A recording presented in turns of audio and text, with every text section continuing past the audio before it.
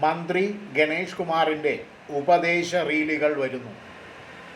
ഗതാഗത വകുപ്പ് മന്ത്രി ഗണേഷ് കുമാർ പ്രത്യക്ഷപ്പെടുന്ന റീലുകൾ ഉടൻ വരുന്നതായി സൂചന. നന്നായി വണ്ടി ഓടിക്കണം, മാന്യമായി പെരുമാറണം തുടങ്ങി ജീവനക്കാരെ ഉപദേശിച്ചും KSRTC യാത്രക്കാരുടെ പരാതികൾ പങ്കുവച്ചും മന്ത്രിയുടെ റീൽസ് പരമ്പരയായി വരുന്നു. ഇതുപോലെയുള്ള മന്ത്രിയുടെ വകുപ്പിലെ ഭരണപരിഷ്കാരങ്ങൾ തൻ്റെ തന്നെ വകുപ്പിലെ ഒരു വിഭാഗം ഉദ്യോഗസ്ഥന്മാർ, പ്രത്യേകിച്ച് പറയുകയാണെങ്കിൽ RTO ഓഫീസിന് അത്ര സുഖിക്കുന്നില്ല എന്നാണ് അറിയാൻ കഴിയുന്നത്.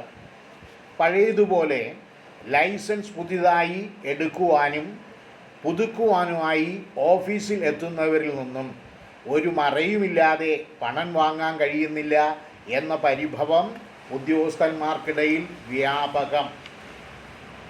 ഡ്രൈവിംഗ് ടെസ്റ്റ് പാസ്സായ ഇരുചക്ര വാഹനത്തിന് 200 രൂപയും 4 ചക്ര വാഹനങ്ങൾക്ക് 400 രൂപയും ഓഫീസ് പടിയായി ഓരോ വ്യക്തിയും നൽകേണ്ടതുണ്ട്.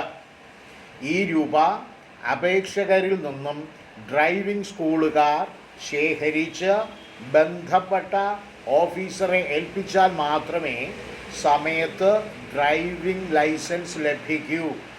അല്ലായെങ്കിൽ ആ ലൈസൻസ് അനന്തമായി തുടരും എന്നുള്ളതാണ് വസ്തുത. മുകളിൽ പറഞ്ഞ 300 രൂപ 400 രൂപ നിരക്കുകൾ ഡ്രൈവിംഗ് ടെസ്റ്റ് പാസ്സായവർക്കാണ് എന്ന് ഓർക്കുക.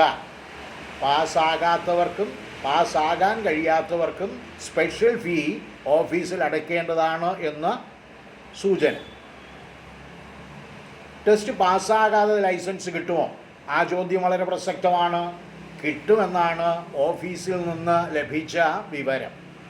തീർച്ചയായും ഇപ്പോൾ ഓഫീസിൽ നിന്ന് കിട്ടിയ വിവരം അനുസരിച്ച് ടെസ്റ്റിൽ പാസ്സാകാത്ത, ടെസ്റ്റിൽ പങ്കെടുക്കാത്ത ആളുകൾക്കും ഡ്രൈവിംഗ് ലൈസൻസ് ലഭിക്കുമെന്ന്.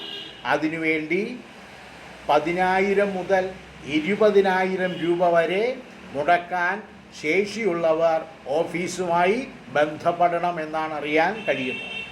ഇതുപോലെ നിരവധി നിയമവിരുദ്ധ പ്രവർത്തനങ്ങൾ നടക്കുന്ന സ്ഥലമായി RTO ഓഫീസുകൾ മാറിയിരിക്കുകയാണ് എന്ന് പറയുമ്പോൾ തെറ്റിദ്ധരിക്കണ്ട. ഇത് ഈ ഓഫീസിൻ്റെ തുടക്കം മുതൽ അതങ്ങനെയാണ് എന്ന് തിരുത്തി വായിക്കാൻ താല്പര്യപ്പെടുന്നു. RTO ഓഫീസുകളെ നിയന്ത്രിക്കുവാൻ പുതിയ മന്ത്രി ഗണേഷ് കുമാർ ശ്രമിക്കുന്നു. അതിന് അഭിനന്ദനങ്ങൾ.